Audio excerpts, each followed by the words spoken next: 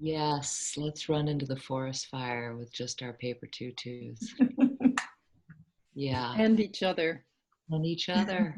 Yes. And each other. What happened for me on this call today is I fell in love over and over.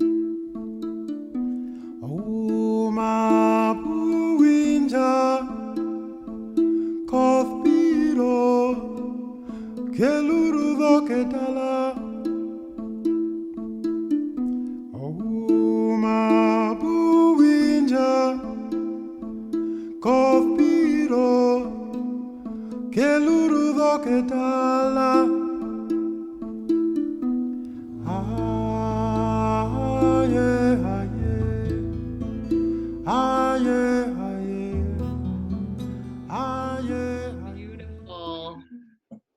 Perfect for the day after Earth Day or 2 days after Earth Day. Or Earth Day. Wasn't Earth Day a few days ago? Today is Yesterday. Yep. Yesterday was Earth Day? Yeah. Every day is Earth Day, but yeah. Yes. Every day is. Rebecca, I am so curious about that mural that you were. The tree mural? Yeah. Okay, yeah. So the tree mural is in the my healing space in my house, and was painted by a woman from the area. And that tree mural is just one wall, and then there's other painting on the ceiling and around windows. It's so beautiful.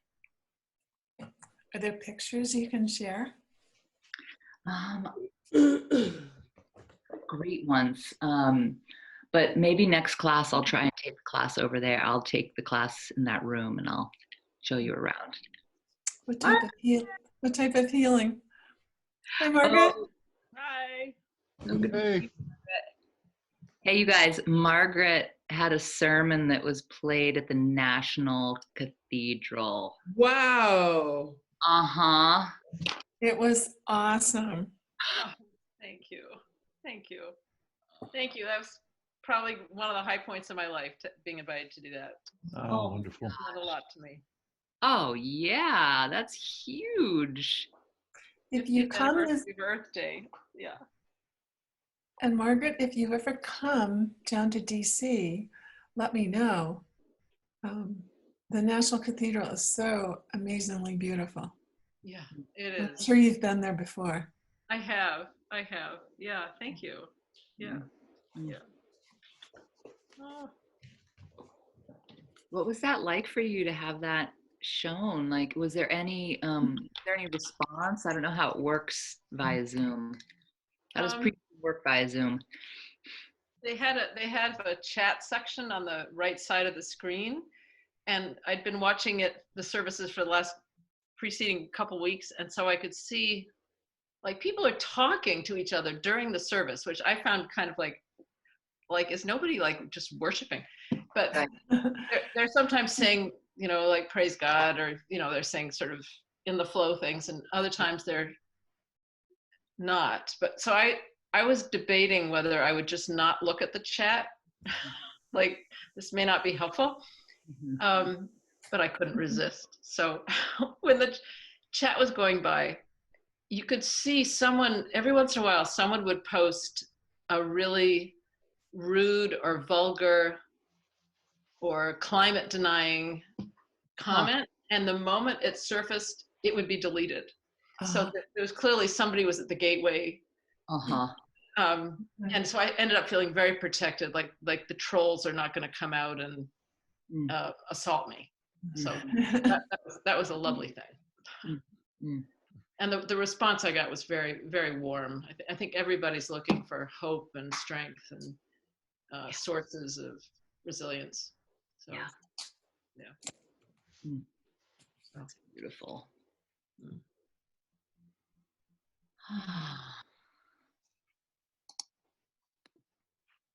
Well, I hope we have more than 6 today.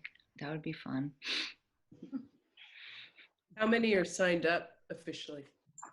About 20. You have Dean, do you have information on your end about like are people that are signed up watching the videos? Is there any way to track that, or? There is a way to track that. I don't know right now. I'm not at all clear if anyone is going to the course site where everything is posted, including lots of other support videos and so on.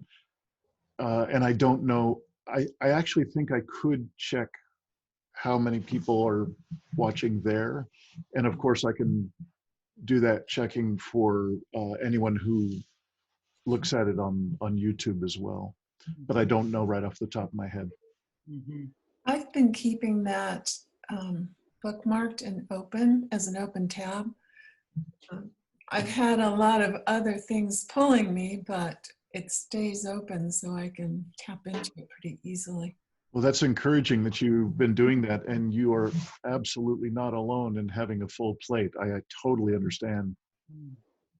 Well, thanks for understanding. I'm usually like a good doobie and I do all the homework, but like right now is just so not possible. I understand. Me too. I do understand. Yeah. So I may think of it as like dessert, like something to save for later for relishing.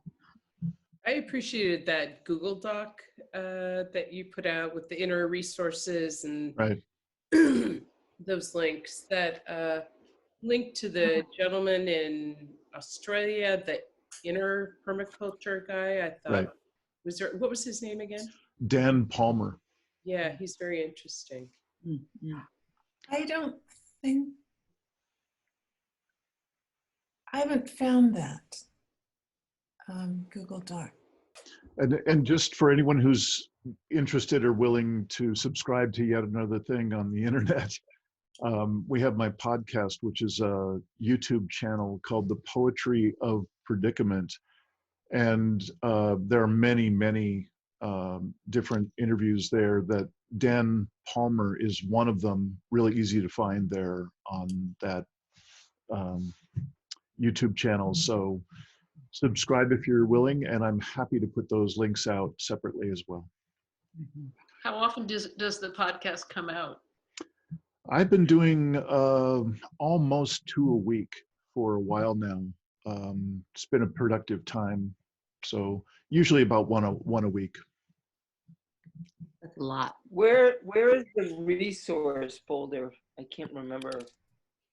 The resource folder, I'll put the link back into the chat here.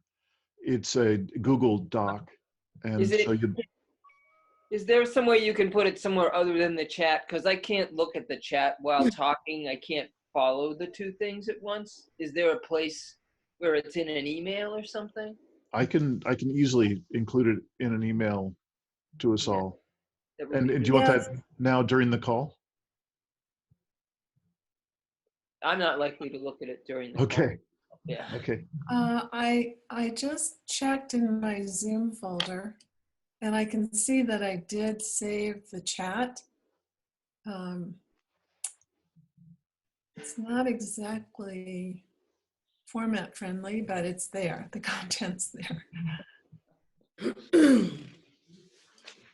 I just want to let people know I can only be on the call tonight for maybe 15 or 20 minutes.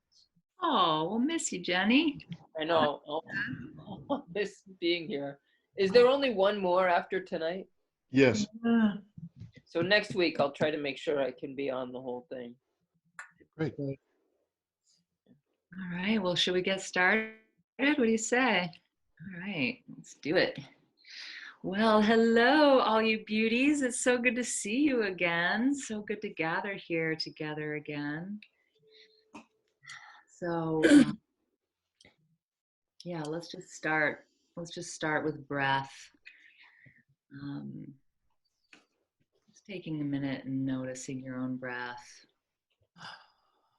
Just however it is, however your breath wants to breathe right now. Just take a minute and really notice it. Is it shallow? Is it deep? How does your breath feel?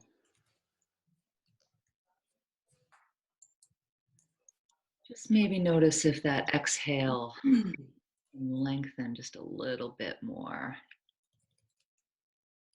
Just allowing that exhale, maybe even if you want to give a sigh with it. Ah.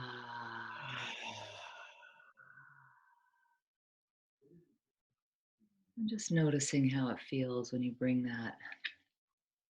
that sigh in. See, just notice how it feels in your body when you do that. Ah.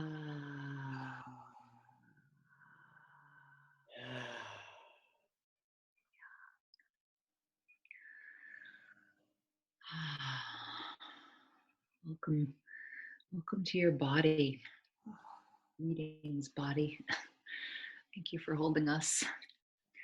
Thank you for carrying us. Thank you, breath.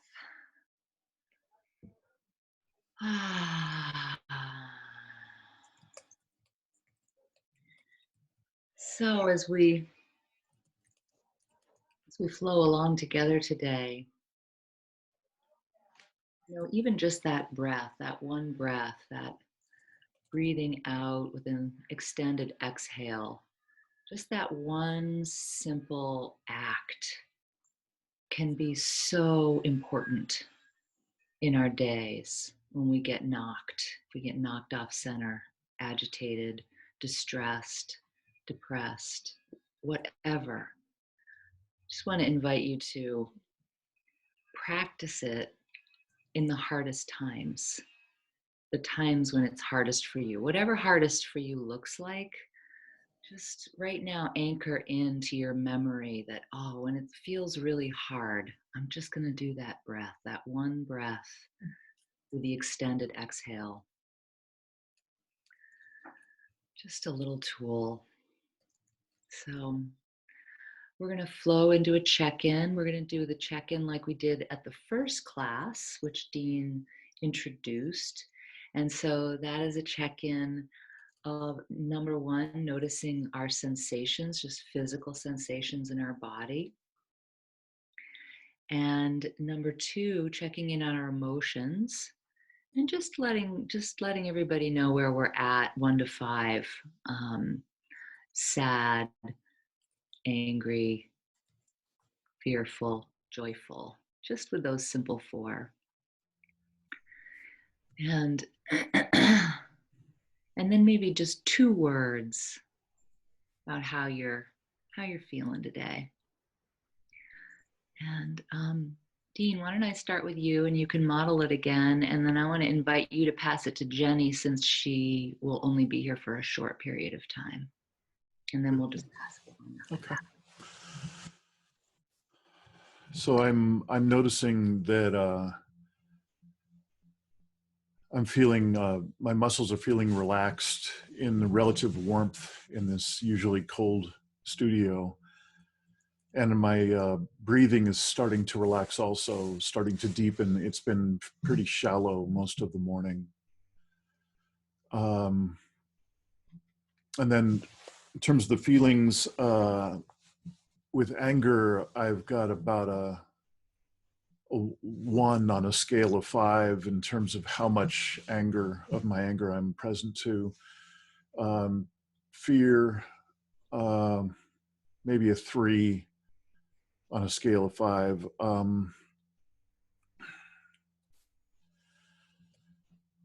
Sadness,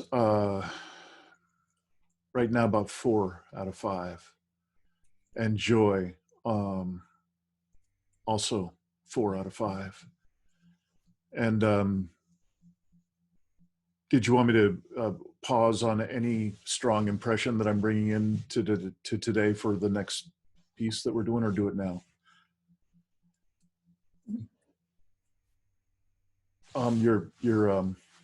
Yeah, sorry. There we go. I just asked for a 2-word check-in, but whatever you like to offer, Dean. Oh, 2-word check-in, of course, of course. I'm joyously grieving. And Jenny?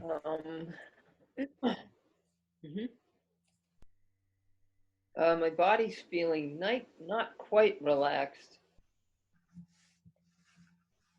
but heading in that direction. I dozed off a little bit after I came home from someone's house. So I feel a little rested, and the sighing breath helped that too, Becca. Let's see, in sadness, I'd say I'm around 3 or 4. And fear, around 2 or 3. Joy, about 2. And angry, maybe 1. And a 2-word check-in. A sense of impatience, but also, this isn't quite the right word, but something like resilience. And I'll pass it on to Jenna. Okay. I'll preface by saying yesterday I was distinctly grieving, not today. I'm feeling anxiousness, the anxiousness of time pressures and the painting deadline that I have. And it hasn't come together yet. So in terms of emotions, on all accounts today I feel neutral. And my 2 words, centered and intentional. And I'll pass to Maya. Let's see. Today I'm feeling just like a general anger. I'd say at about a 2, and an agitation at a 3, but I'm trying to keep a presence for that. So I'd say the presence is about, it's at a 3. And let's see, my 2 words, I think would be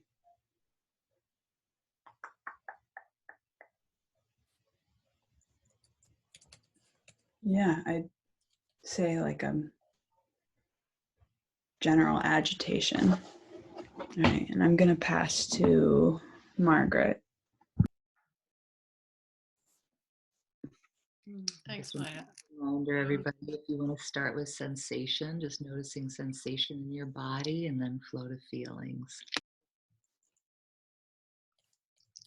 I'm feeling my lungs. I just went for a fast walk.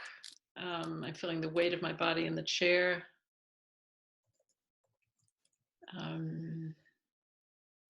Feelings are pretty neutral. I think probably joy would be 3, 4. And boy, I wore my pajamas until noon today. My 2 were, I've been working so hard. Today was day off. I would say at rest are my 2 words.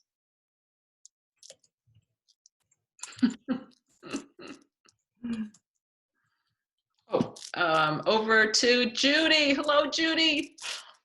I was secretly trying to chat with you, but you didn't notice. Hello, hello, hello, hello. Oh, well, I am feeling really frustrated and restless. I've just been sitting here for the last 2 hours playing bridge, and it didn't go well. So,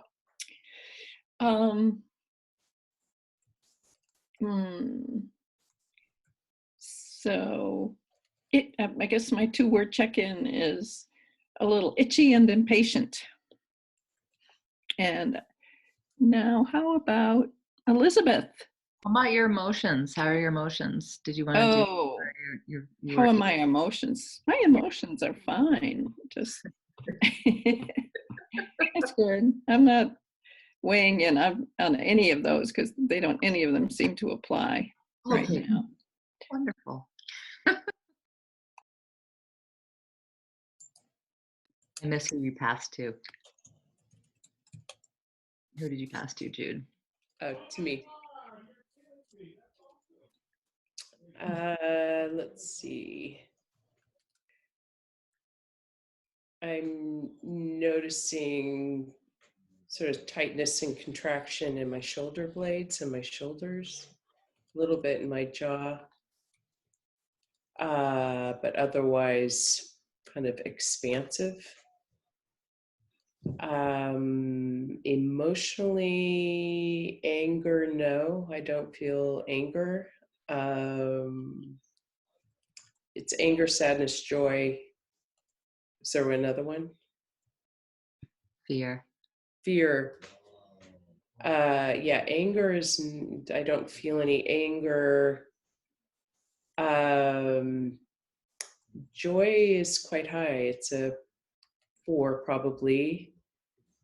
I feel anticipatory fear and sadness because my father, in his little unit in his nursing care he's in, they just had their first case of COVID, and his results will be back tomorrow, and he's 95. So I'm in a very, I guess, kind of tender place around that, hoping. Overall, my words would be, and I've been feeling this for weeks, but I feel kind of like in a liquid state inside. I just feel, but with my work, I'm needing to articulate a vision and create form. And I feel like I'm in this liquid state trying to create form out of water. So I would say liquid and coming into form, but in between those two. Let's see who hasn't gotten. Let's see, Jenny, have you gone? I don't think you have. Yeah, Jenny went. Oh yeah, Jenny went. That's right, I remember. And Jillian, yeah. Yeah.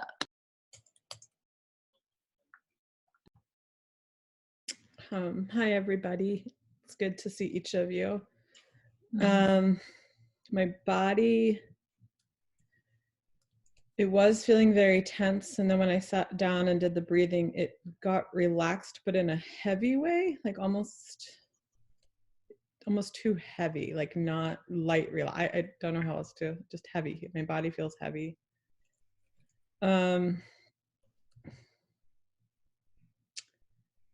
In terms of the emotions, anger, I want to feel anger. I don't. Fear is probably right now like a 3, which for me is amazing. Sadness is much higher today. So that's probably closer to a 4, and joy is probably around a 2 or 3.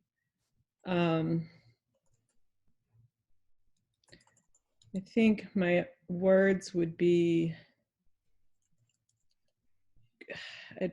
I'm making up a word, so, or griefful is not really a word, but griefful acceptance. All right, I'll go. See my body, physical sensations. I'm feeling my neck is a little tight. I feel a little chilly till I have a hot flash, and I feel really hot. Which I say almost everybody on this call will understand. So if I strip suddenly, you'll know why.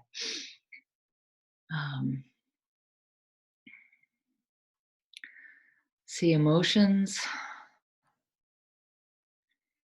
Sadness is higher than today than normal for me, probably a 3 or a 4.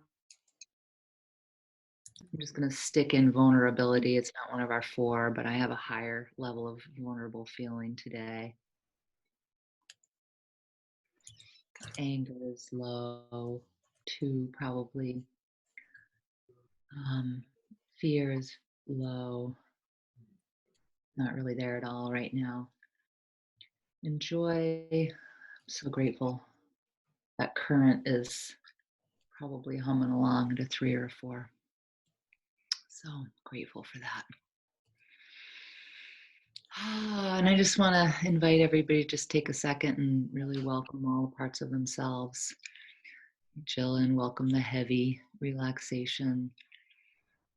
You know, wherever you are, just take a minute and welcome that. Say hello to the feelings, the emotion, the sensation, the thoughts, the images.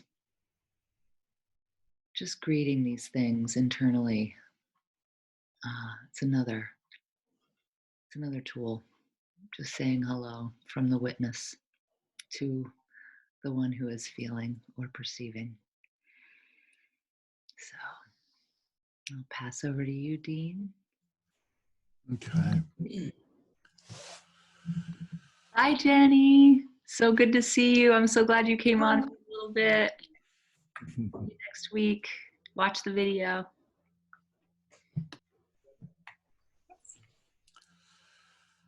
All right. Well, as Becca and I were looking at what we would want to bring to this particular session, for me, it was difficult to not just bring what was most current in these days, like right now. It's just such an extraordinary time in our world.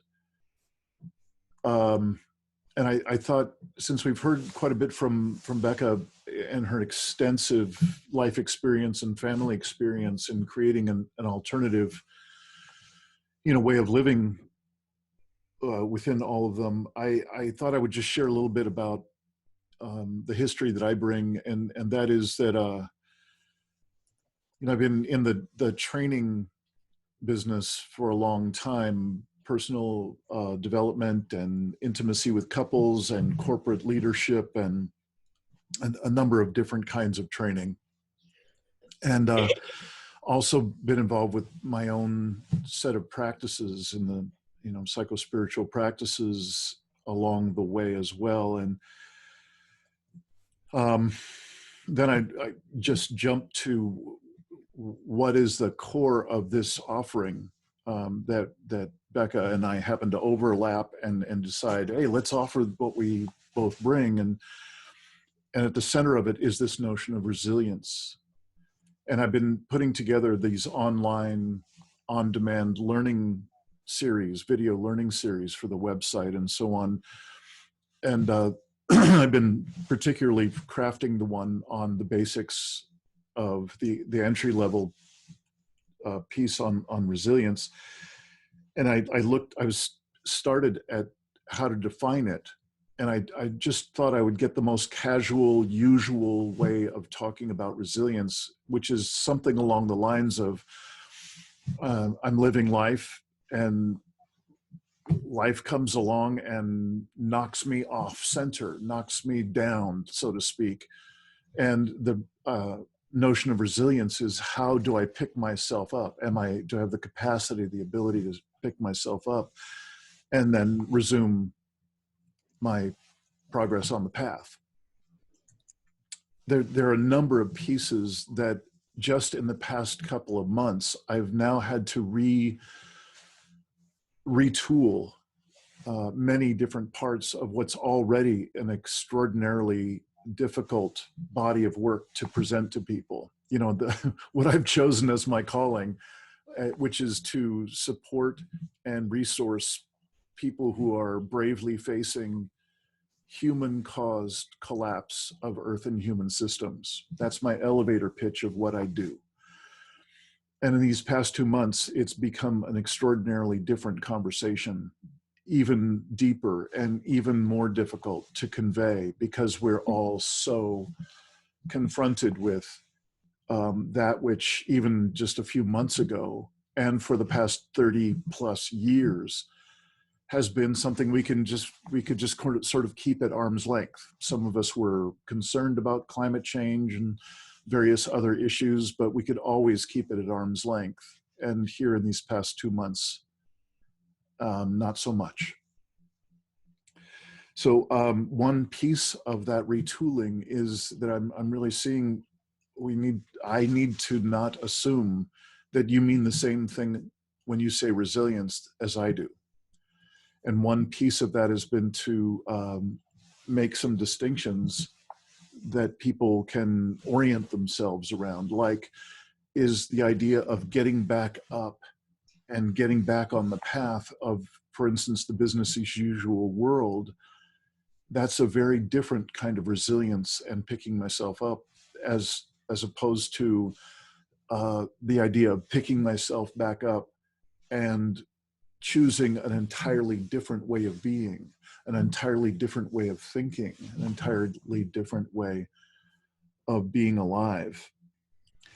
You know, Elizabeth mentioned the words liquid state. And one thing that I've been seeing in all this training work is that we've been taught, all of us, to reject or deflect or keep away from us as much of the uncertainty of our world as we can. It just seems to be built into how we do business as usual. And in fact, it's something to be feared. You know, oftentimes people fear uncertainty, fear the unknown. And what the advanced practices that I've been involved with pretty deeply for quite a long time, what they've taught me is the ability to, instead of pushing away from and rejecting the uncertainty and the unknown, to find a way to start to actually lean into it. That there's a way to find deep value, deep resilience in leaning into. It's totally counterintuitively to everything that I was grown up in.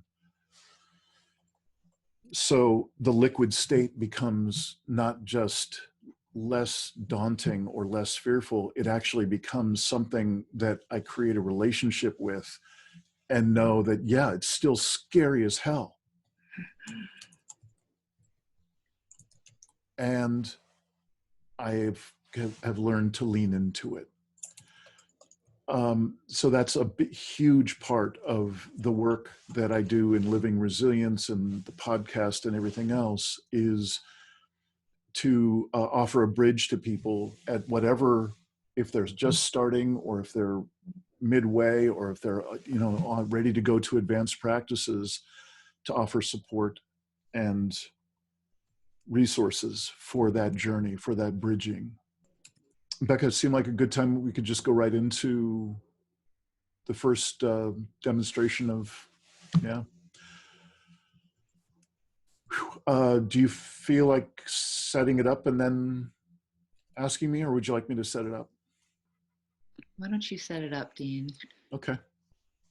All right.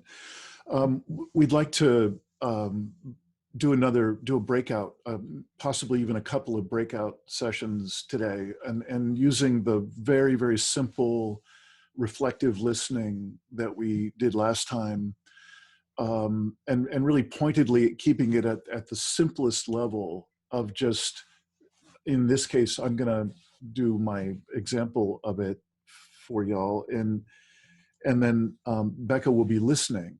And so I'll speak not too terribly long so she can still remember what it is I'm saying.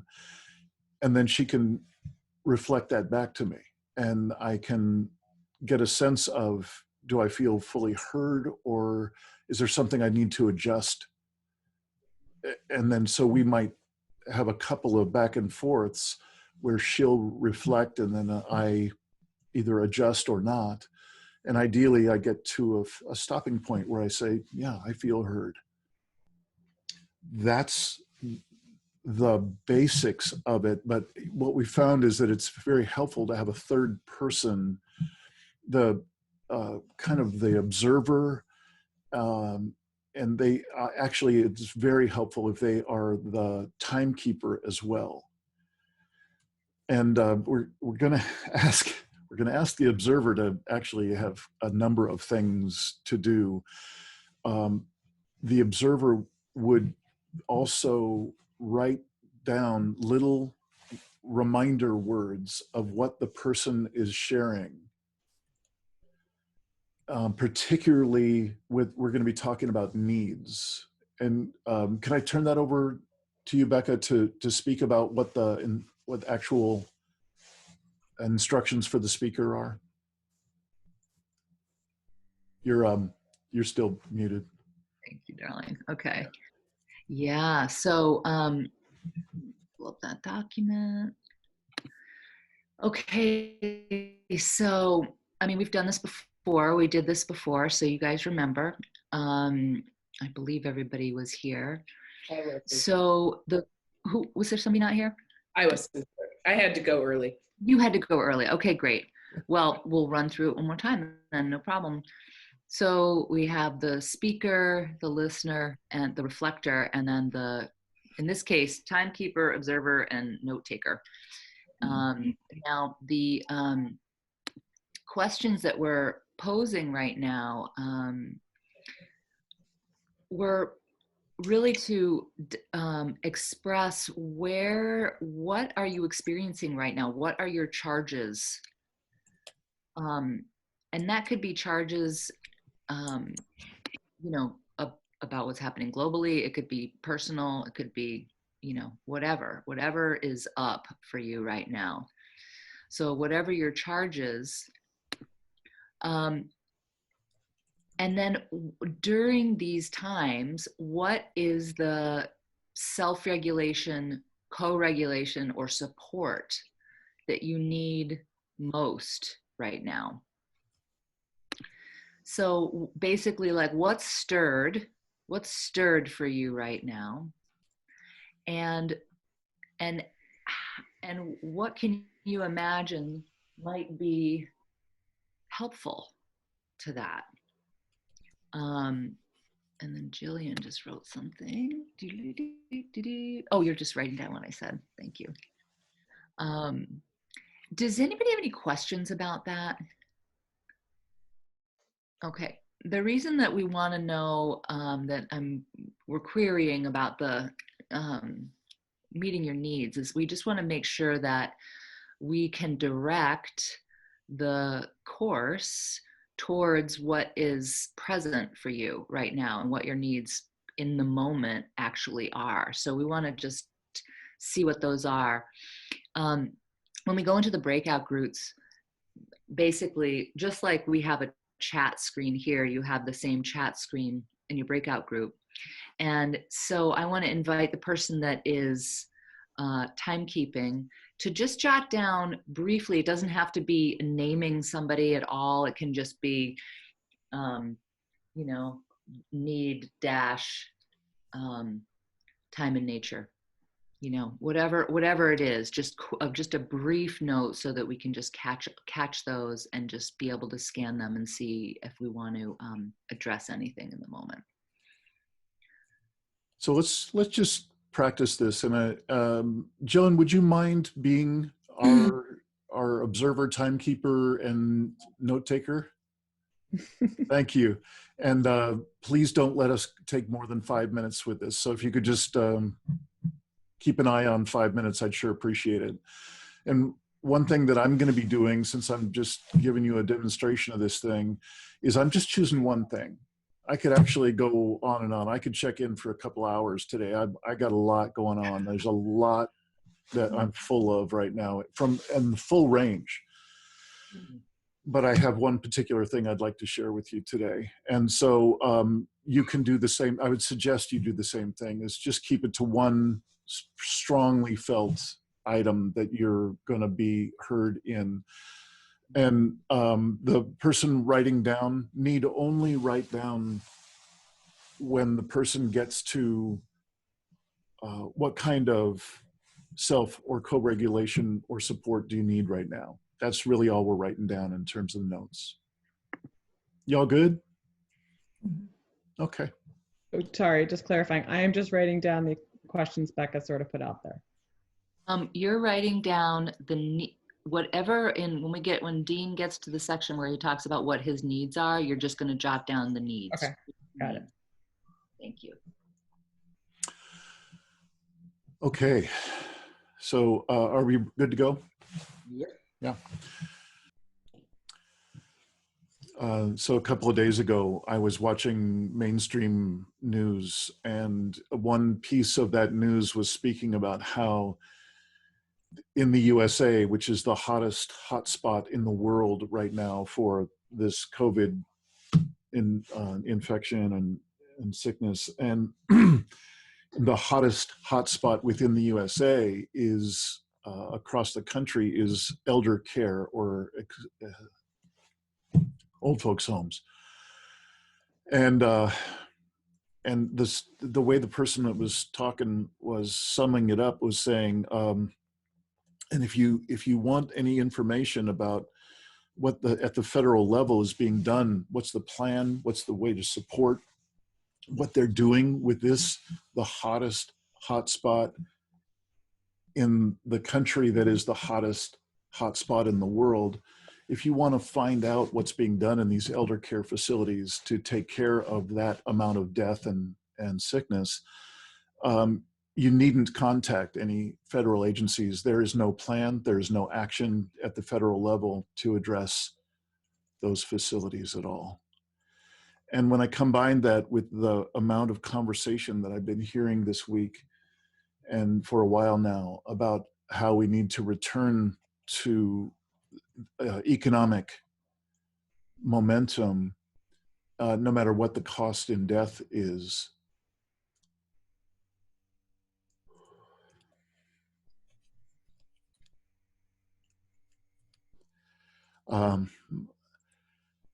At that point, I literally exploded in tears.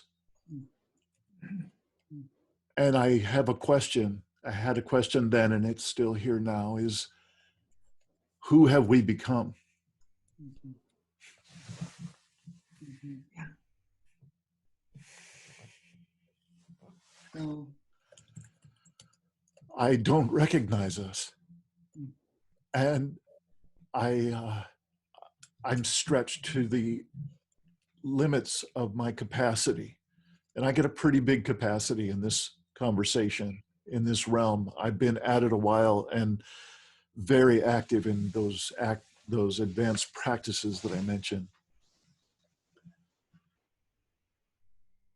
And I have been stretched to my limit. So I should stop there and let my listener reflect back.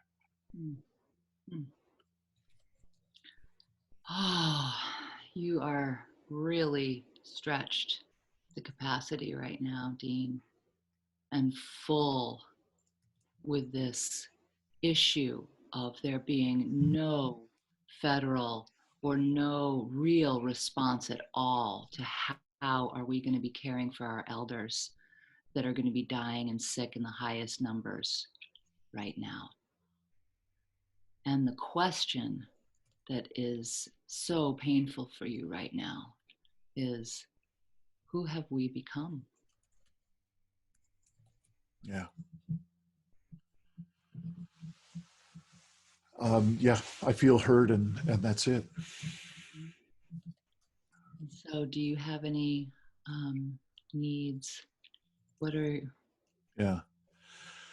I'm seeing that in addition to the other circles that I'm already doing, the other people that I have to connect with, I need to spend time alone in nature.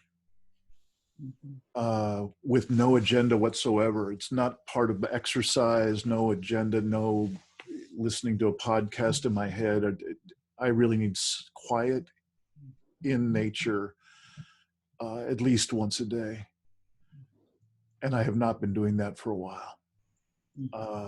I need more quiet, intimate, close time with my partner because I noticed that when I'm full in that with this scale of emotion in me, I am more triggerable than usual with my partner at home, and I know that she has her own fullness going on.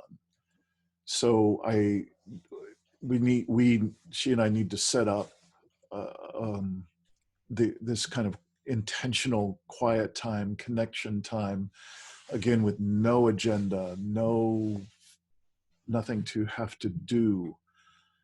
All of it about just sharing a stillness. And that's 5 minutes. Okay, thank you. And Jill, and I don't know if you were writing any of those. But do you want to keep going? I didn't want to cut you off. That's why I just gave you a hand signal. Okay, but I'm just also wondering what we're hoping for is that the person doing your job will. Oh, there we go. You were okay. Sorry, I just didn't see him. Thank you. Yeah, they just popped in now. So I'm just going to reflect back what you just said, Dean. Just thank you. Completion with that.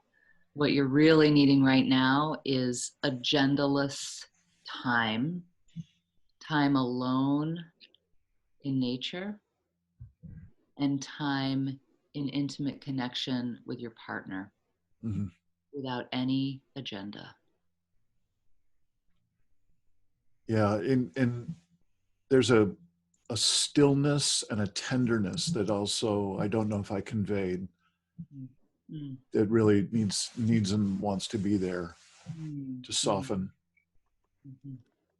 That stillness and tenderness. Yeah, thanks.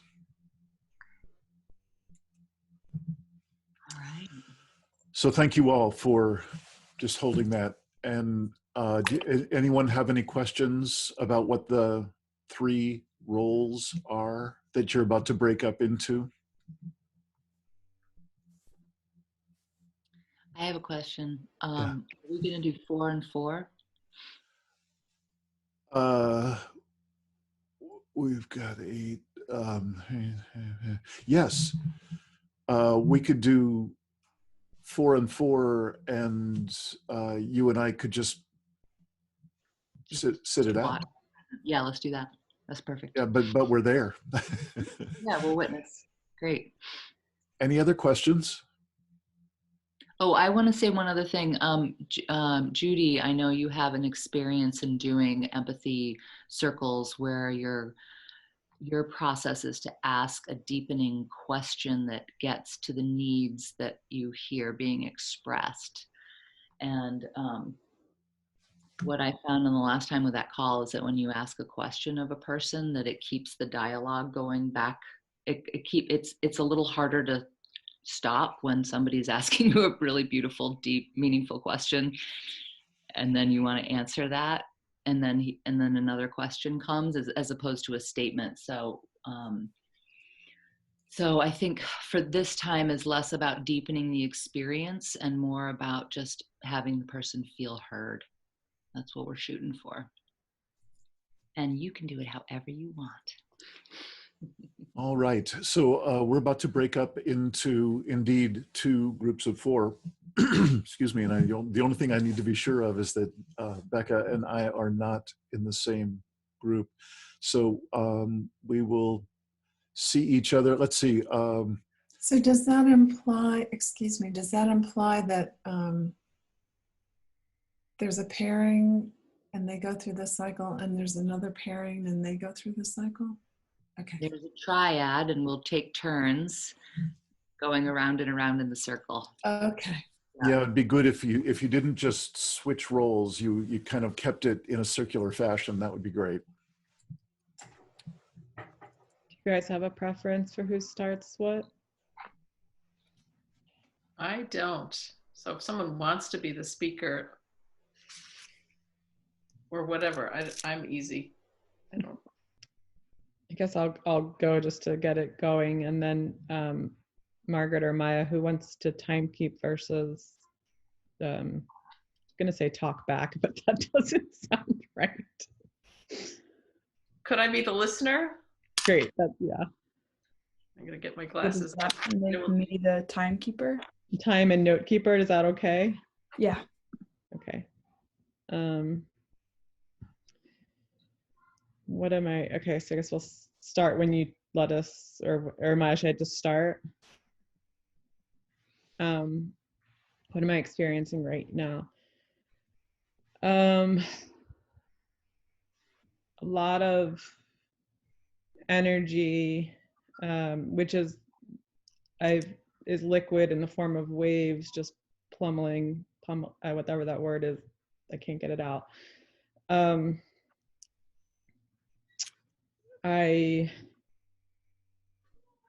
sad that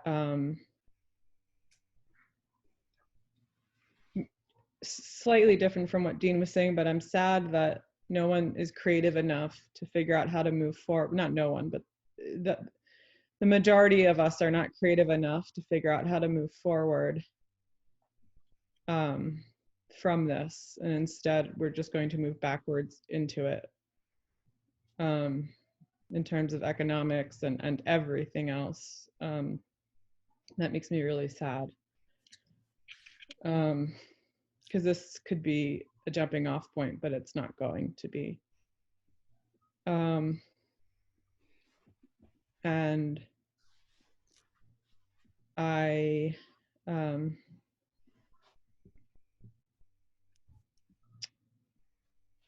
not I think I'm a little bit frozen, sorry.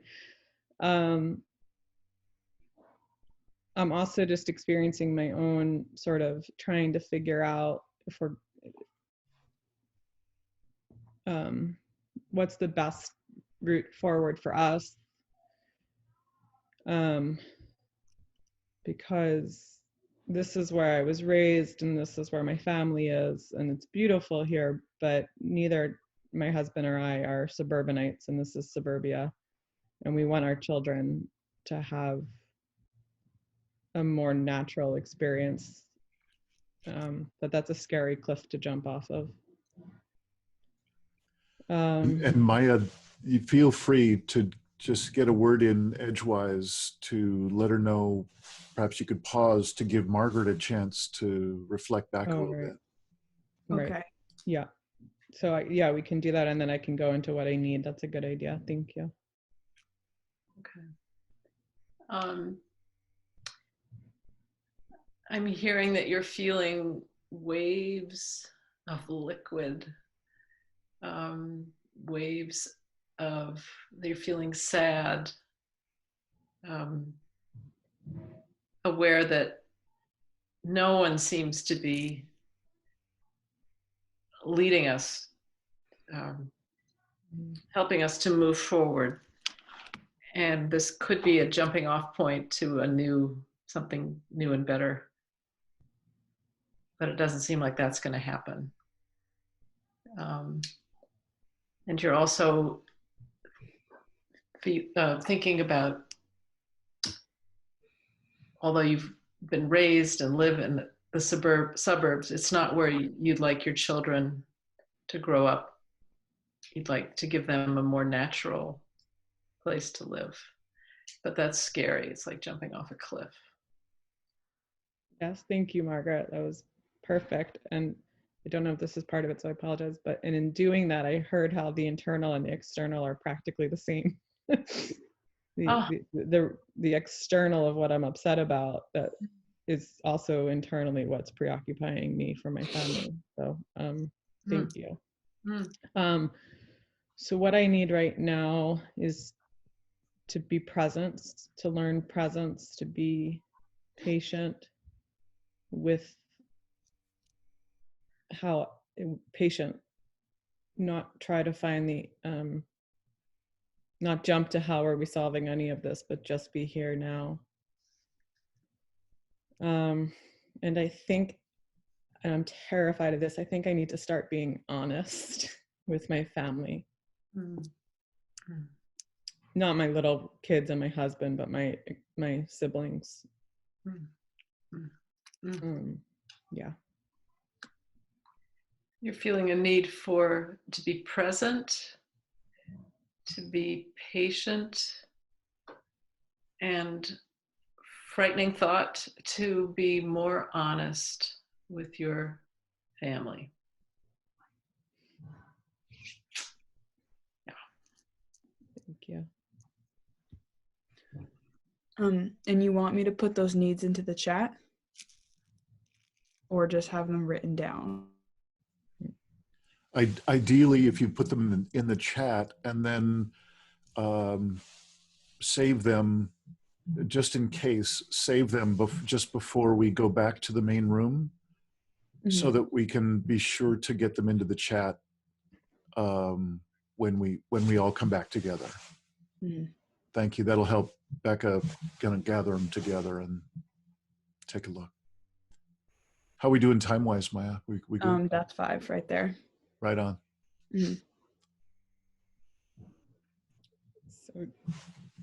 So we're not supposed to swap, so I should be what should I be? I should be the witness, I guess. Is that right? I think someone has to, yeah, it doesn't matter. So you want to be the timekeeper? I'll be the timekeeper, I guess.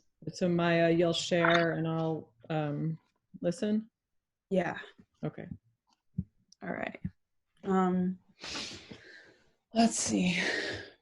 Recently, I guess I've been feeling just anger, and I feel like I was just born in like kind of one of the worst times to be born.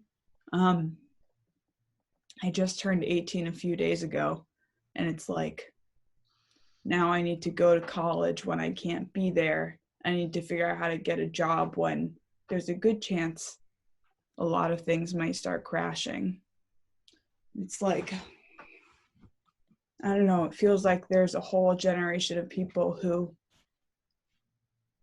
and it's not everybody, of course, but there were a lot of people, like government rulers, who are just really greedy. And then my generation kind of has to be the butt end of that. Like, whatever ends up happening because of all this is like, I'm gonna have to take that. And like, I live at sea level, so I worry every day, like, in the next few years, is my house gonna be underwater? Stuff like that. Yeah. I feel like a stopping place. Yeah. Sorry. So Maya, what I heard was that you're feeling a lot of anger because of you just had your 18th birthday. Happy birthday! But you're feeling a lot of anger because of your age, because of when you were born. It's a really hard time to be born into, and you are supposed to be in college, and you can't even be in college. And then when you're supposed to get a job, is there even going to be a job? And there's so many people in the government right now who are so greedy, and your generation's going to have to take responsibility for that. And it's just feels so painful. And furthermore, where you're living is at sea level, and every day you sort of wonder, like, is my house still going to be above water tomorrow? Yeah. All right, so do I transition to my needs now? All right, so I'd say I'm feeling the need to sleep outside, because I really love waking up outside, and I'm feeling the need to be heard and to be empathized with, and the need to feel free. And I don't know quite how to describe it, but like the need to not feel like burdened with like this huge weight of what's going to happen to the world.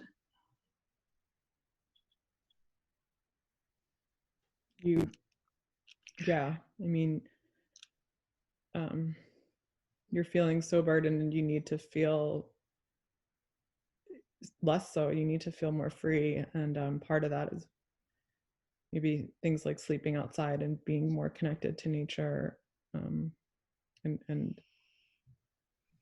being allowed to sort of be more of, I guess, I think I'm summarizing, I'm sorry, but like to be more who you want to be, and who you feel like you don't have to be burdened to be. Mm-hmm. Yeah. Yeah, I thought I heard a need for empathy. Thank you. I knew there was something else, and to be heard. Thank you so much, Margaret. That was painful because I was missing that. Right, to be heard and for empathy, and yeah, wow. I mean, those are such important things. So. Hmm. Does that feel complete? That's just about 5 minutes. Does that feel complete? Yeah. Yes, thank you. And Margaret, were you able to get those into the chat notes? Oh. Do you want me to do that? Okay. No, I wasn't doing my homework. Sorry. Be heard. Okay. Sorry. Get that right in there. And we put the name as well, or just the need? You know, just the needs is fine. Yeah. What we're really looking for is any trends that we all share, but also anything that we might be able to address in the next session here in these gatherings. That you know, obviously there are going to be things that we only can do in our own space, in our own world, but we want to support in whatever way we can from here.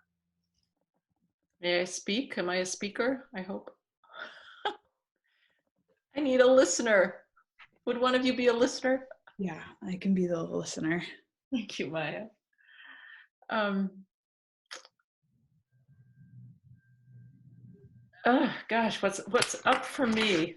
Well, I feel vulnerable saying it, but why waste time? What's up for me is the one I'm calling Divine Mother.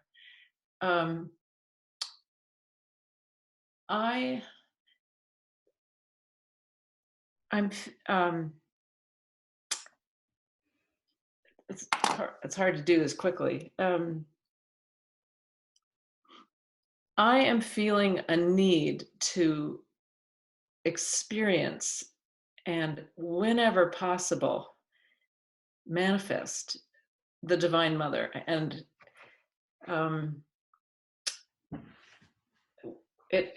when I see when I experience my own feelings in response to what we're seeing right now with the pandemic and the climate crisis, and when I listen to the folks I've just listened to, the three of you, what comes up for me is like, I so want her to manifest. And in me, in my poor little me, and around the world. And I'm just sort of sitting with this sense. It's like being pregnant, but this sense of this presence that wants to come into the world and more fully. And so so it's partly about trying to get to know her, trying to be in more intimate relationship with her.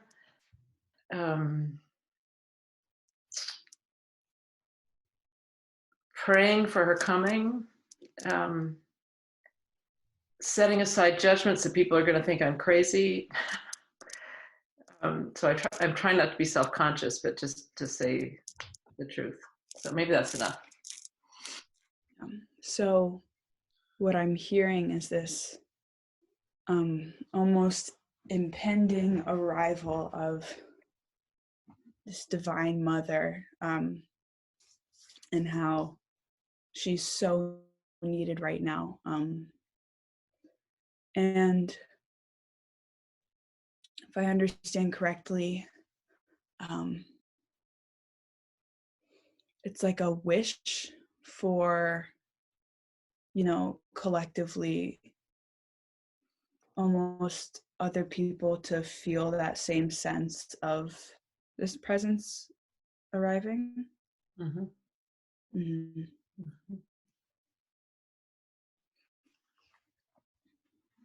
Thank you. Yeah. Thank you.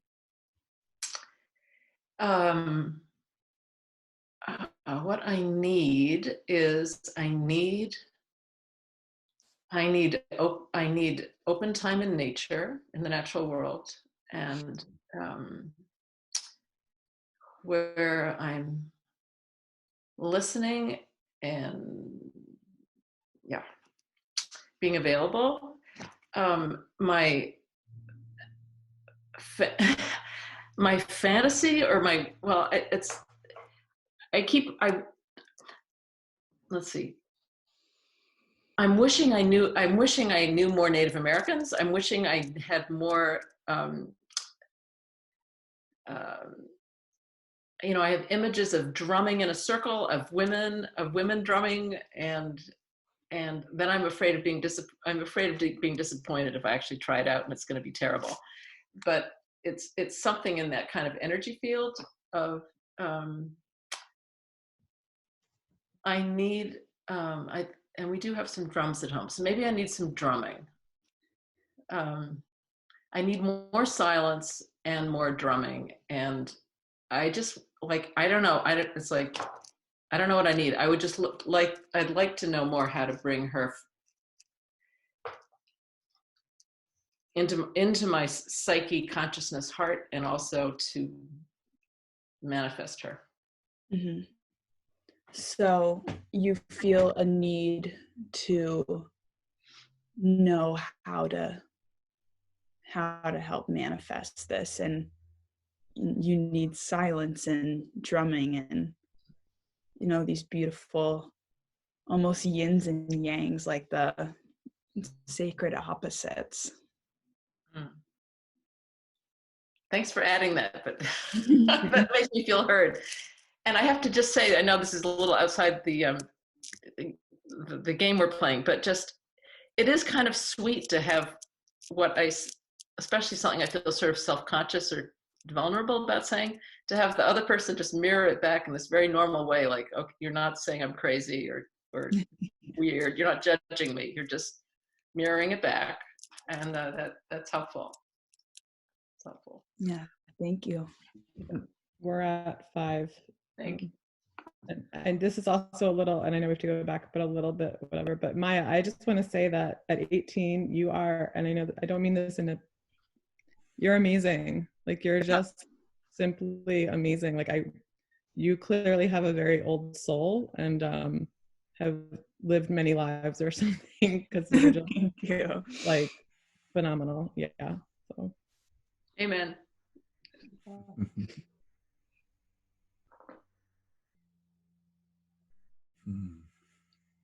All right, I guess we did our job. Yeah.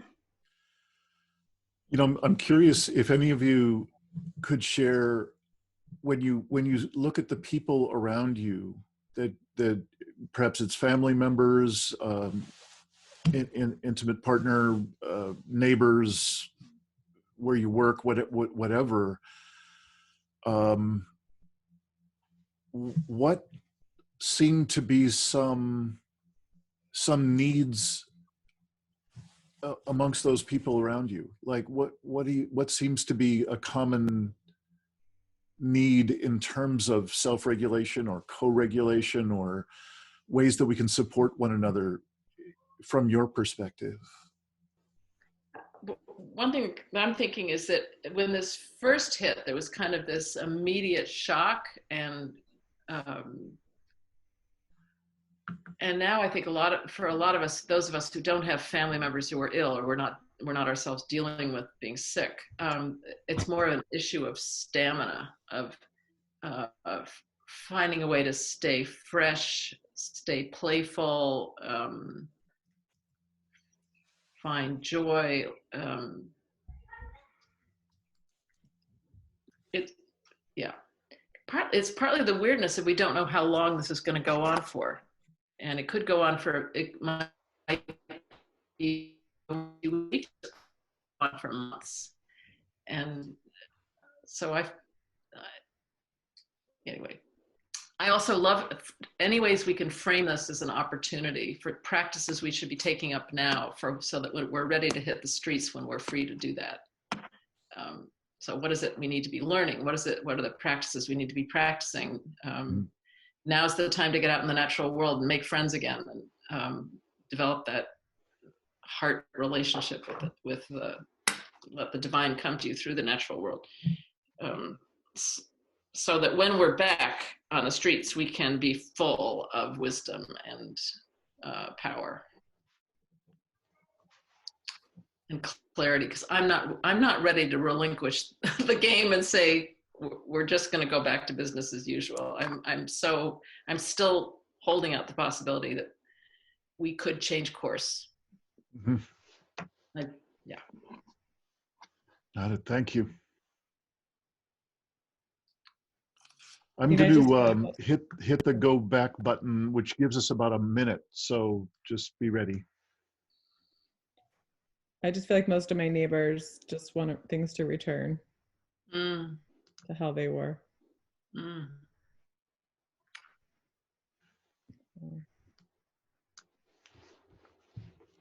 That's so interesting. Yeah. I mean, I definitely see more people walking and biking and doing all these amazing things, but yeah, mostly it's just complaints about when are we going to get started again and when will it be safe to reopen.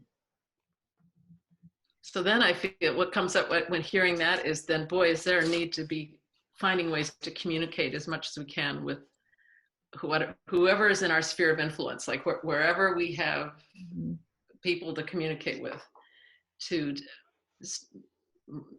chat about business as usual needing to come to an end. This is an opportunity to take a look at, has business as usual been working for you and for the planet? For Sorry.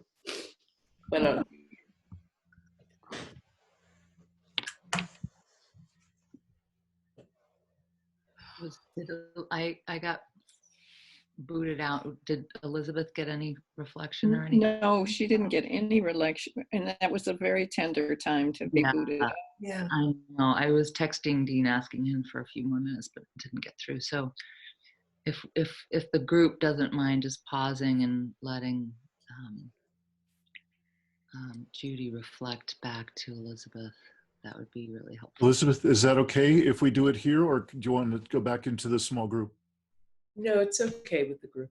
Oh, thank you.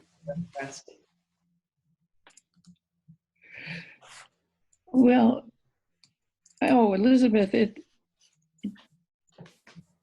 I heard you expressing how very alone you feel right now with family dynamics, and that how aware you are of your vulnerability, that you have a sense of how it might be to not carry so heavily the weight of what you have been carrying for a long, long time, and that you would like to be able to hold on to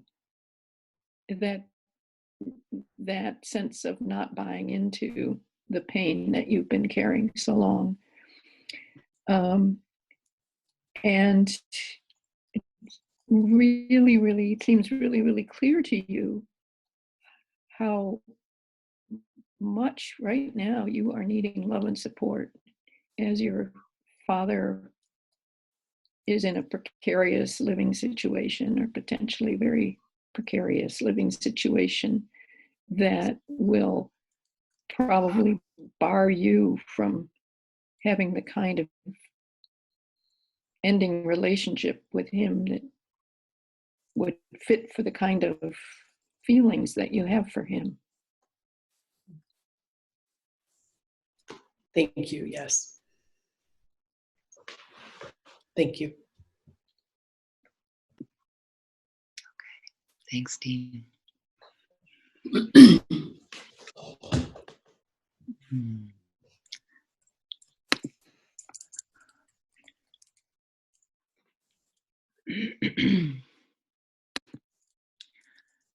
So, Dean, do you want to briefly review some of the needs that came up, or do you want to shift? We're a little over time. And you're muted. I can't. I think we're going to need to be creative with our timing and figuring out where we're going to go, because it just feels so open right now, and I'm not too concerned about following the agenda we had. I'm curious, in this space now that each of us is in. Is there anything you'd like to share into the larger group here? Just following the same thread that we've just been in. Yeah, Judy, please. Well, what comes up for me is a strong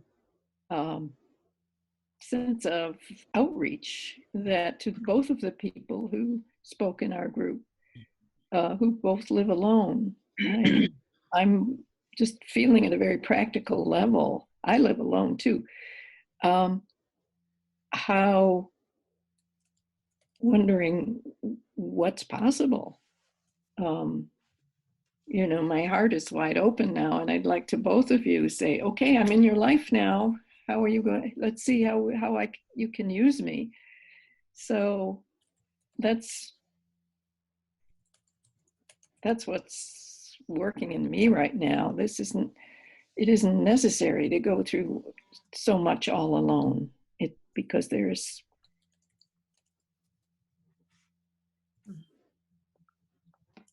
it is possible to get what you need. Mm-hmm. Yeah. I echo that as well, but in a slightly different way. I echo that in the sense that I think each of us has something to contribute. And we don't always have a place where that contribution can be offered. And yet, overall in the world, we sort of lack a way to connect contribution with where it would be welcome. Margaret, are you preparing to say something? Well, I'm just kind of bemused by this. And I'm embarrassed to say anything because it feels so self-centered, because this is just my process. But I have just been so drawn to this sense of there is a divine mother that wants to be manifest, and that she is the one. It's not just simply divine feminine, it's a divine mother. So I'm just pondering, like, what is that? Because her presence to me captures the dimension of leadership and strength that we're missing right now, especially in our country, but just in lots of leaders around the world. As I imagine or feel her, there's a steadiness, there's a, like I often in relation to mountains, I feel her presence. Like she is so ancient in this very fast-paced culture that things come and go.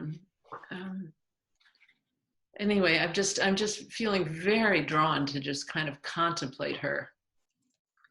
And I feel like I'm doing it on behalf, it's not just me, I feel like I'm doing it on behalf of the whole. And so it's, anyway. Thanks for listening. It's very intense for me right now.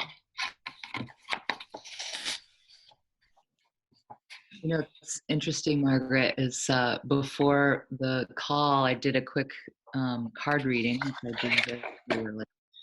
And the two cards that came up around the call were both mother cards. Mother of Pentacles, Mother of Wands. I was like, oh, interesting, mother. So I just love it that you just spoke that. 'Cause it's like, Thanks for letting me know. yeah. Yeah. Yeah, I'm probably being invited just to keep trusting it. I mean, this journey's been happening in me for a long time, but I'm just feeling right now that it's like, whoosh, like she is so wanting to manifest, and I'm just pondering, what does that mean for my work or and I feel it's almost too soon to ask, like just kind of let this happen. Yeah. There's not, in a way, nothing to figure out. I just have to keep make myself accessible, I'm thinking. So, Margaret, as you speak, it brings up very strongly for me what has been moving much more into the fore of my consciousness in the last week or two or three. And it's very consonant with what you just said. That I really see now that Divine Mother is breaking forth and manifesting in so many different guises, so many different aspects, and that it's our work now to receive that warmth and light and to expand it and pass it on as much as we can, wherever we can. I've been having these conversations, they just are popping up spontaneously with wide varieties of people now. And so often it goes to that, So I would encourage you to talk about this with selected others and just see where it goes. See what other people are feeling and noticing. Yeah. Yeah, thank you. That would be lovely. Because when I feel like I'm really secure with her, there's a sense of such security, even in the midst of this. Everything's unraveling, everything's unknown, everything's there. But there's this yes, and there is this sense of deep security, which I can't explain. Yeah. Thank you. If you have suggestions of people to connect with, I would be interested. You know, I preach, I speak, but I feel like I'm not ready to speak. I'm not like, okay, I'll talk to you offline. Okay. Okay. Thank you. Jillian, did you have something you wanted to share? I was just going to build on it, Margaret, and say that when I'm meditating, that's what I feel. Like when I'm doing what I think is, I don't want to correct meditation or whatever the words, I'm trying to not be judgmental, but I am towards myself. When I feel like I'm really meditating and I'm really there, that's what I feel, that divine mother, I mean, I call it Gaia, but that presence and that steadiness and that flow and that energy. And that, yeah, and it's just such a centering feeling. So. Yeah, I've been feeling that too. And I think now that this conversation has come forward, I've been feeling this And as I've been, it's been unnamed, undescribed to myself, but it's been sensation and feeling. And when I've been going through it, I've thought out to other women in my family, but none of them, it's not really a yearning for them. And it's in some part been a recognition that no, they didn't bring that. And so I've just been sort of like in question of what this sensation is. So I'm really glad for this discussion. I'm wondering, as a self-regulation, co-regulation tool, if for just the next minute or two, we can all really call in that divine mother aspect just right now. It's such a great self-regulation tool to be able to to bring in that energy and just let ourselves just sink back into the arms of the mother. So if it's all right with you, Dean, I think we just take a minute in silence and just however you feel it, sink, let yourself sink into the arms of the mother.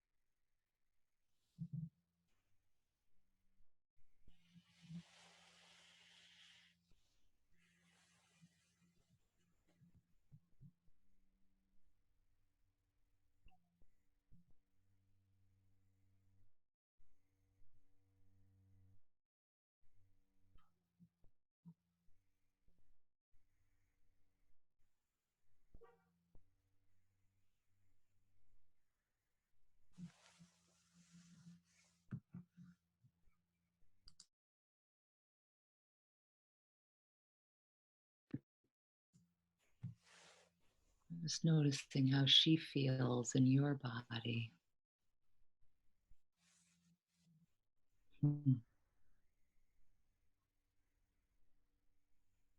Just noticing if there are any messages that come from her.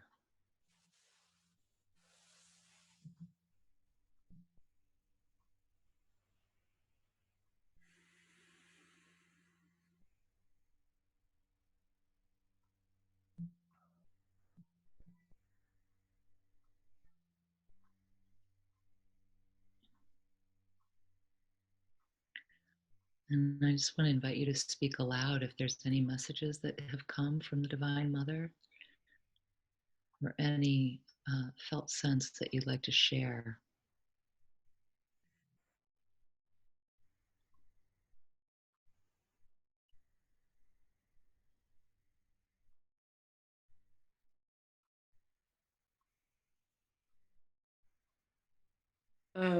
What came to me just now is that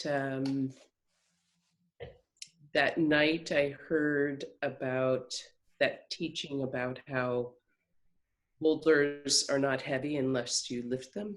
And I was contemplating how I've carried this boulder of heaviness in my family. And in this, then I had a dream where I traveled into the interior of this boulder, and it was fraught and complicated and full of betrayal and sadness.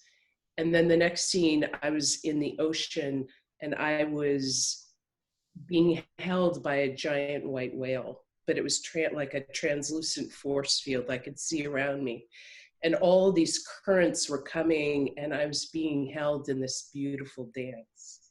And it was so protected, and I felt so good and so at ease and so natural. And just this moment, I was thinking, you know, it was a very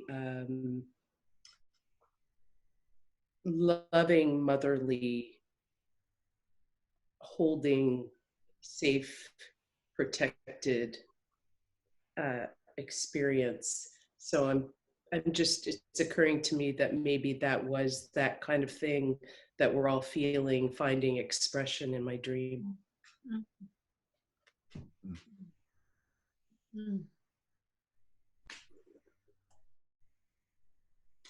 The message I received is that you're not forgotten.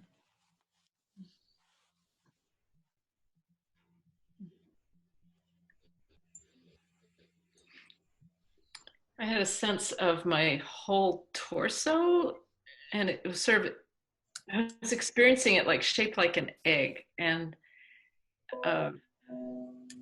inside was like a cauldron. It's like a lot of energy, like, and red, like, and the sense of it was strength. Was the word was strong, like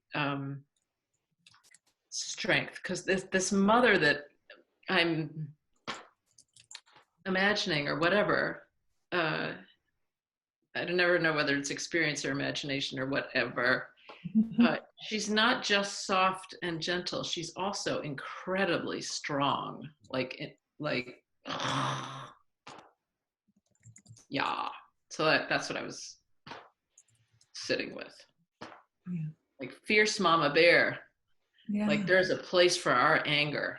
There is such a place for our anger. Yeah. So I felt very whole. Yeah. Maya, anything?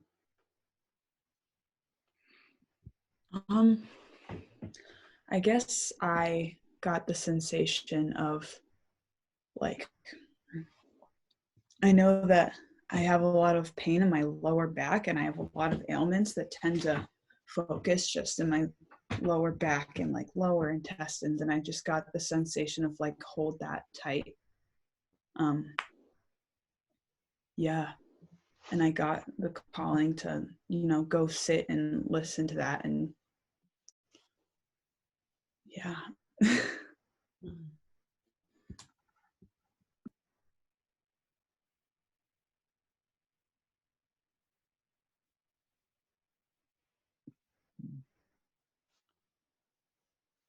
I usually, when I feel her, I feel I feel steady strength, which is why I think when people say, you know, this has been such a hard year for me, how am I still standing? And say that I just accept the waves that are going to come because I know they're coming. I think that's why I can accept them and still stand. It's because of, she has such a steady strength. But Becca, when you beckoned her forth right now, which I don't usually do, so it was an interesting way to interact. What overcame me this time, I think, Becca, did you say sink into her? Is that what you said? Right. Mm-hmm. Was watching my brother be lowered into her ground. And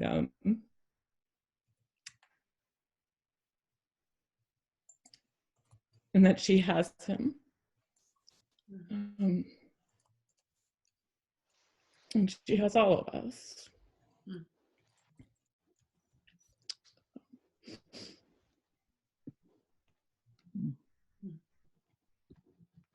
That's really, yeah, I got a death message as well. And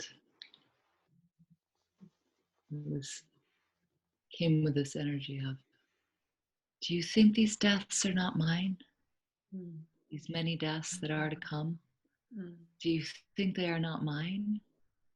Do you think that I am not calling them home into my arms? Do you think you, humans, are the ones directing.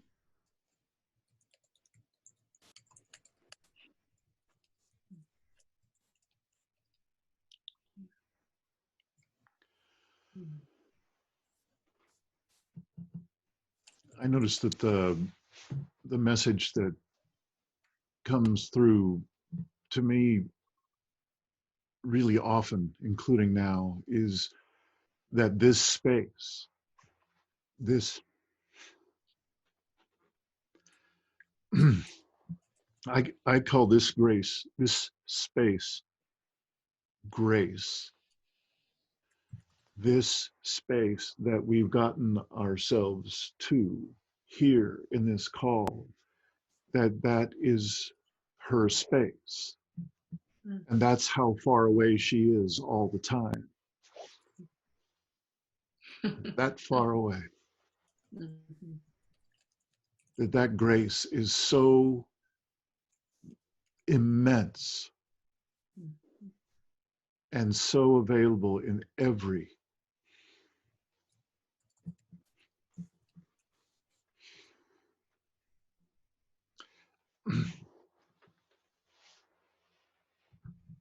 And I know that that's true of peace as well.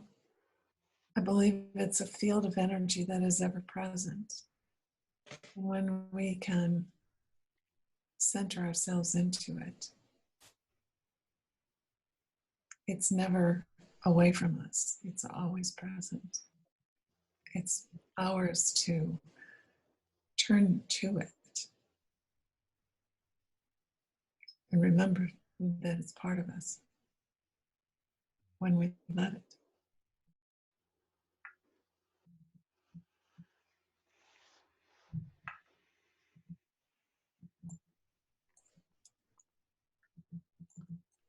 That's not always easy at times.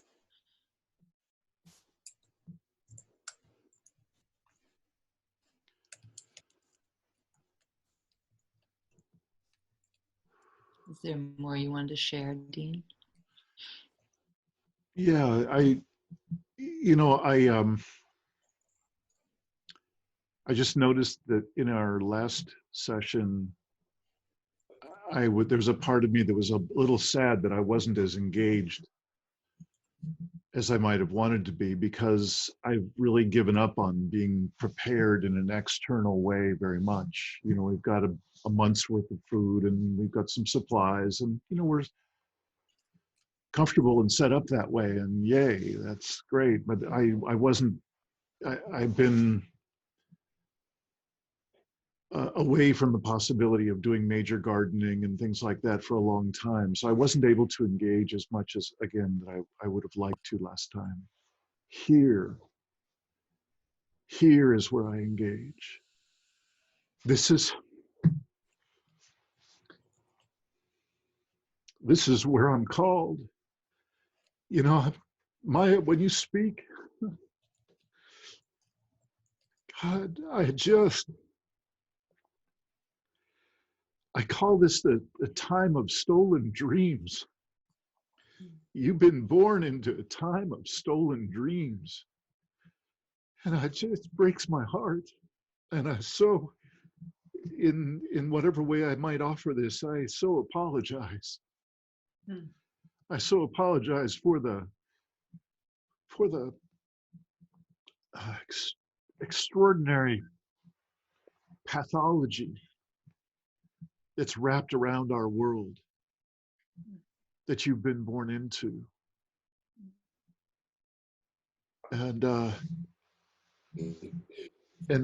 what I was trying to express before about the advanced practices idea is, we've only got one more session, and really it's an impossible thing to do, is to cover any conceivable, really considerable chunk of ground in 4 2-hour sessions with each other. God bless us for giving it a try.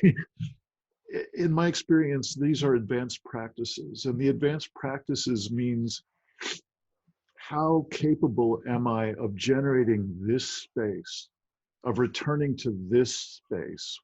When we call this, when we are talking about resilience, from my frame of it, it's returning, how capable am I of being knocked off center and returning to this space, regenerating this space, even when people are hateful or in denial or whatever it is around me. Mhm. How much can I bring forth this space? How much can I surround myself with people like y'all, with whom we can generate this space together? Mhm. Those are advanced practices. And in my experience, it's already a steep gradient of being more difficult to do so if we haven't been practicing up till now. And it promises to get more challenging. So in just a shorthand, I would offer, this is a time to find our people Mhm. and time to really do our practices like no kidding.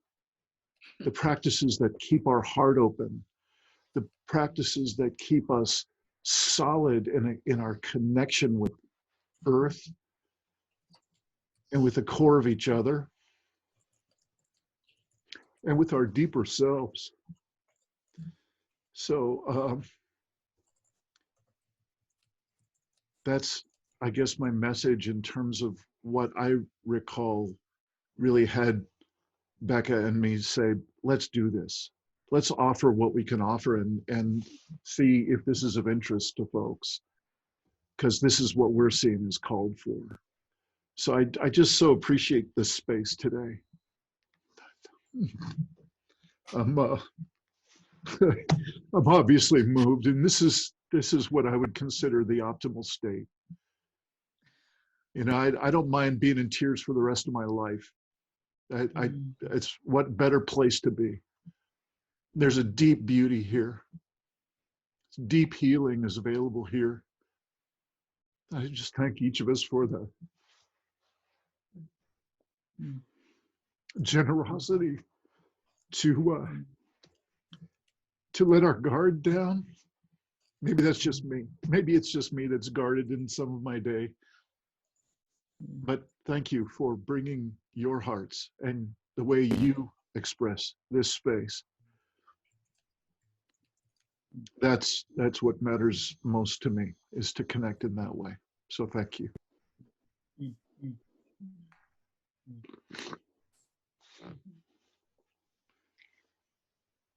I'm one of the circles that we were going to do on this call was going to be to respond to a particular quote, which I think would be really helpful to do right now. And my suggestion, Dean, is that we just use this as our checkout and Sure. and just give ourselves some time, this nice 20 minutes that we have.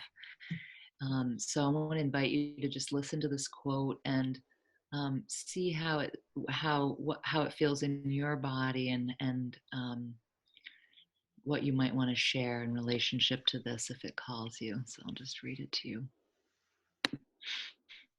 And this is Marion Woodman. Continuing to do pioneering sacred work in a world as crazy and painful as ours, without constantly grounding yourself in sacred practice, would be like running into a forest fire dressed only in a paper tutu.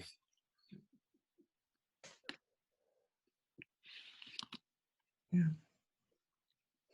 You visuals, I'm going to pop this into the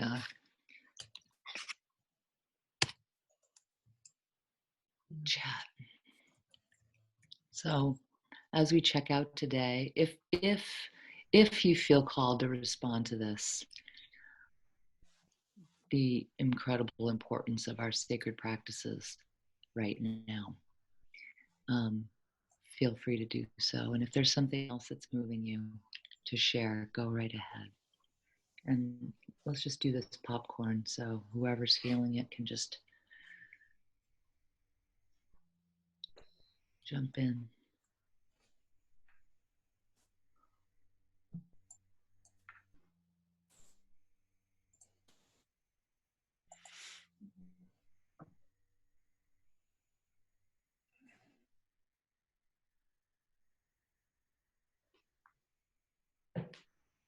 I'd say what's coming to me is thinking about how tomorrow I could be thrown into the forest fire. Um, I do I I do daily, I mean, I'm up at 4 a.m. doing my practices, my prayers, meditations, yoga poses, writing, walk along the water when the sun rises. Um, so I'm grounded, but so raw and so tender. And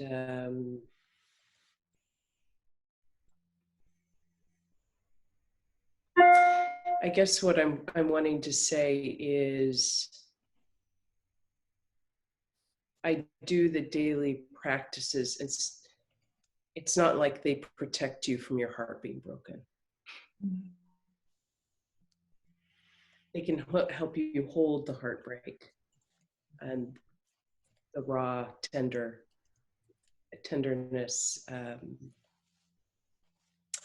But I'm realizing that I've been under the naive assumption at certain points along my journey, thinking that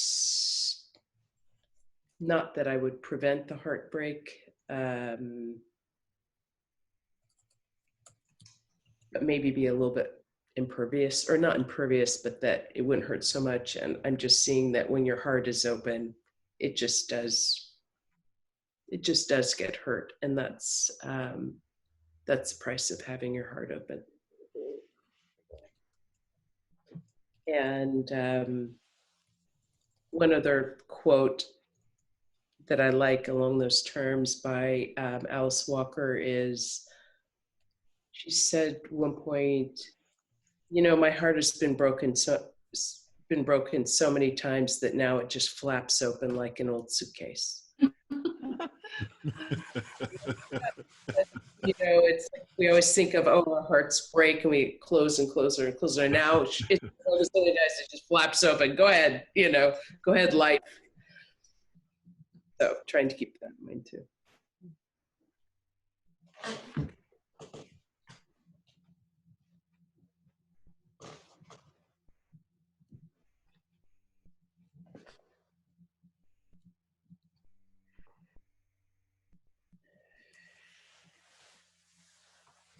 Maybe I'll just jump in a little bit. I'm thinking back to a moment last week when there was a whole sort of confluence of events, and I felt absolutely bereft, lost, and all I could do was just go outside alone and go to the nearest piece of woods and find the biggest tree and put my hand on the tree and just listen.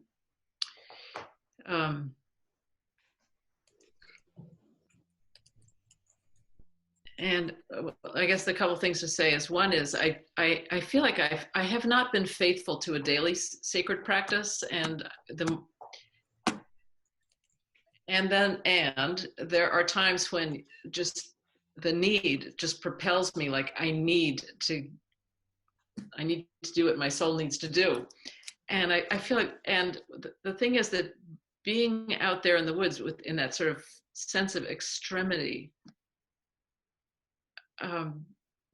that's when then something opens in me, and we're given so much. I mean, the word grace. And I realize now, when I go in those woods have been sort of just a place where I go for walks and run into people, and it's not a grand piece of woods. It's just little woods of our city. Now I'm realizing, actually, those are sacred woods. Those are magic woods. Those are woods where the divine actually is there if I just have eyes to see. And it's about my desire has to be strong enough to. There's something about desire in there for me, of just I need you, capital Y. come, yeah. So the power of desire. And I just want to honor the folks on this today who have shed tears and been so open, and I just feel very tender about that. So I thank you. Thank you for that space.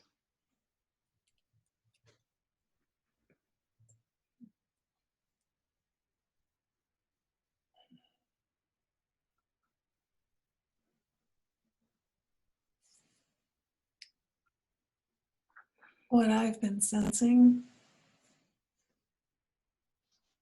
I didn't know I was going to share this. Last July, as it turns out, I thought it was more recent. I had a very lucid dream in which I was in an unknown room with no markings, no furniture, except a mattress on the floor and a few symbolically very translucent, soft, shiny veils. And I knew that I was approaching my death. And I was emotionally waiting for somebody that I care deeply about, and yet I didn't know who that being is to arrive and be present with me. And then I reached a point in the dream in which I knew I was near my final breaths and that I was alone and would pass alone. And that dream rattled me. And then it sort of drifted off. I just assumed it was marking parts of me that were not intended to go forward with me, that were ready to be in the past, for me to be on my journey wherever that needs to be right now in terms of being more of who I came here to be. But when this coronavirus showed up, it reopened the intensity of that dream.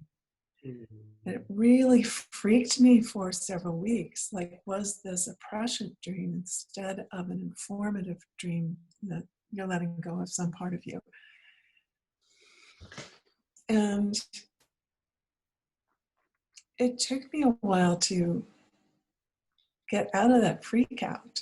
And I think part of it is a sensitivity to what is the real marker of this virus is the people who have been dying alone.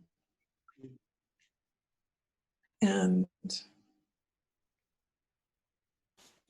what's the other thing I wanted to say here? That what this has prompted me to do is to ask myself, if that turns out to be my journey, if this is my time rather than 20 years from now or 40 years from now or whenever, am I in a place of spiritual faith that I can be surrendered to this?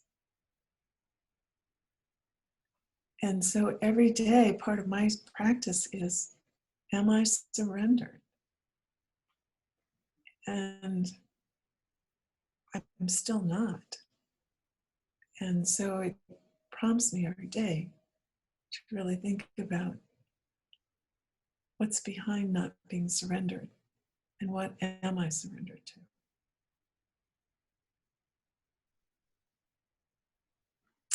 That's my share.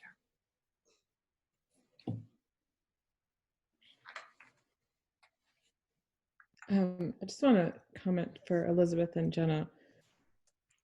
I think surrendering to death, whether it's your own or to someone else that you care about, we can't expect ourselves to be capable of such, or maybe I shouldn't say we can't, but I would think it's hard to expect so much from ourselves, and that perhaps where you guys are, it would also be kind for you each to practice accepting where you are in that space. So perhaps surrender is a great goal, but also not achievable. And maybe just accepting where you are that morning when you wake up tomorrow. And Elizabeth, I've been thinking about you this whole time, and just how the precipice you're kind of dangling over, and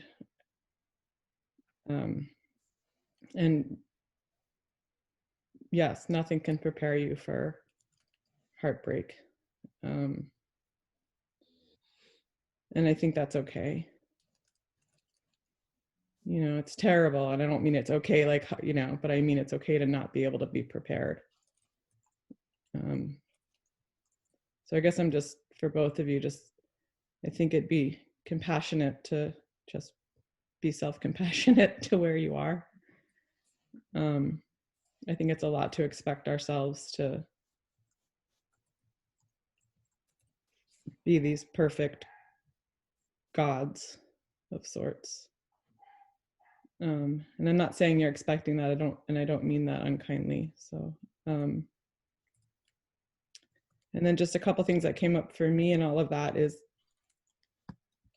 Jenna, when you shared that dream, I think I had a very similar one, and it kind of freaked me out when you shared it because I had not remembered it until you shared it, and it was slightly different, but it was a barren room, and I was in the apartment above where I was supposed to be, and I couldn't get out of that barren room, and no one was allowed in to see me.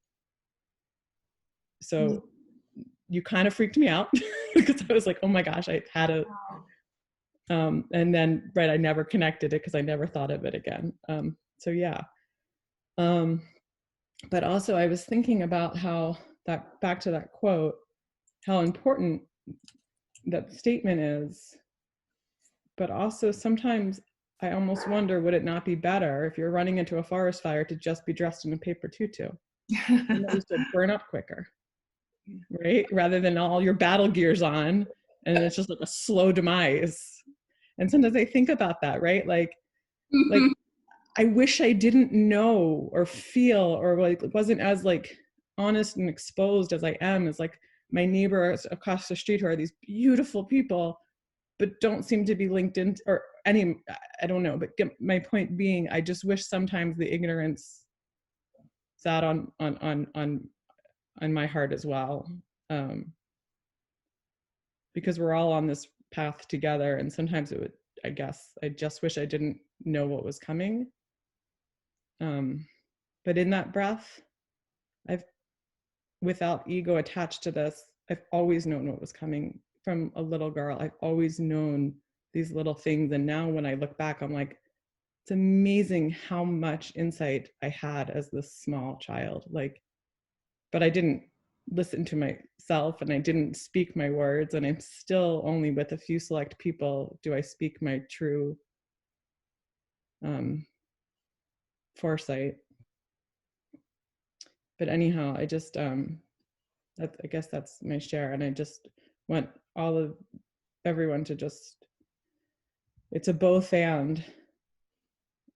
We can want more for ourselves in terms of wherever we are, and we can accept how heartbroken and how much and how hard it is to let go and to not just grasp.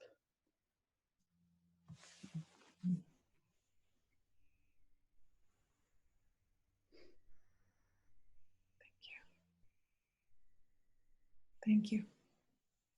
Thank you, Jen.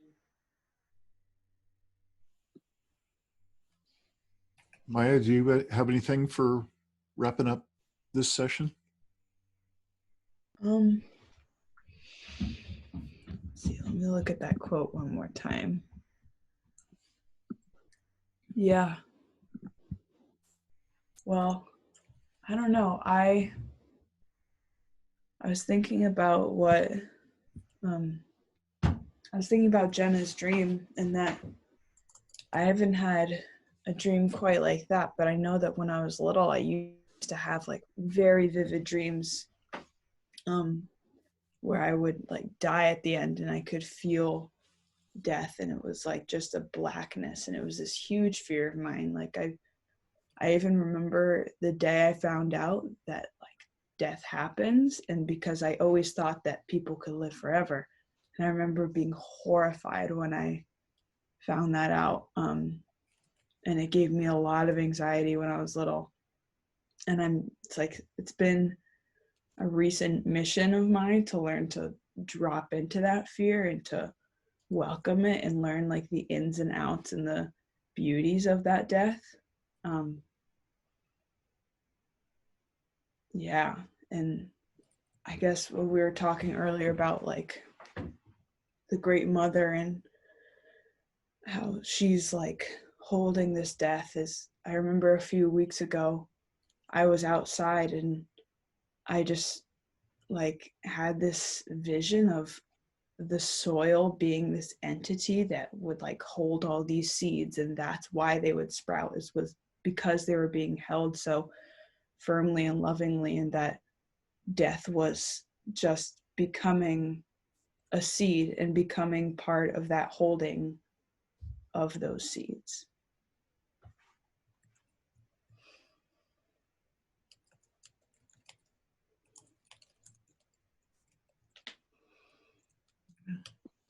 Thank you. Thank you. We're glad we have another elder on our call. Maya. Mhm. You're amazing. Oh, wow. Yes, let's run into the forest fire with just our paper tutus. Yeah. And each other. And each other. Yes. And each other. What happened for me on this call today is I fell in love.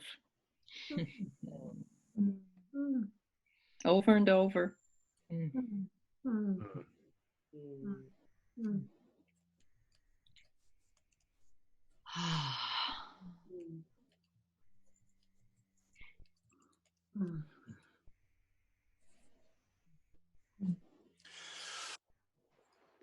We're getting pretty close to the end of our time in this gathering, and I just wanted to give you some forewarning for those of you with full plates.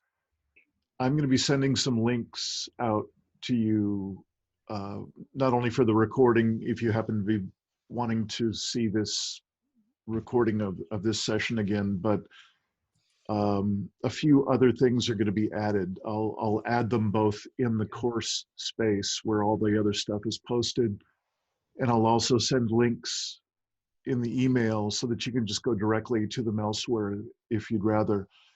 And there's at least one of them that's kind of a long one, but I think it's particularly apt for what Maya just shared a couple moments ago, how what our relationship with death is. And this particular video is about people who have done extraordinary research into how our relationship with death as a global culture, particularly in the United States, and how it affects us on a nearly daily basis. And I suggest it'll be worth your time. And believe me, it's not easy for me to suggest that way because I have a very full plate myself. But if you get a chance, check out the suggestions in this round of between session emails. I think it'll be worth your while. Thank you. Dean. Thank you. I really appreciate all the resources the two of you are sharing with us. It's very helpful. We didn't have a chance to get to talking about if, obviously we flowed right where we needed to, but to talk about any questions people have around the external preparation for these times. So I just want to put out that if anybody has any specific questions that they would really like to have addressed next time, please just email me in advance so I can prepare and know. Jillian has some questions, and we'll make sure we make some space for that next time, if that's what our flow wants to be. We'll see then. And I'd like to give the kind of the mirror image of that same offer of the internal tools or skills and so on that we've been talking about. If you have a particular notion of practices or a kind of a deficit, what I've often noticed is in myself where I need some practices, where I need some reconnection. You know, my shorthand for this is what got us into this place in this world is that we've disconnected from all the primary sources of meaning in human life. And so I've been ongoingly creating practices to reconnect in each of those dimensions. So if you know that you're in that kind of pursuit and that kind of conjuring for yourself, and if more focused conversation about that kind of stuff next time would be useful, please feel free to send an email, and I'll be sending out something tomorrow which will include my email, which of course you can find in any of the other emails that I've been sending out. Please let me know, let Becca know if there's any particular areas of focus that we can spend some time with next time around. And again, I just thank us all for the generosity of today's space. Thank you so much for that. Yeah, so lovely. Thank you all. Love you all. See you next week. Good. Thank you all.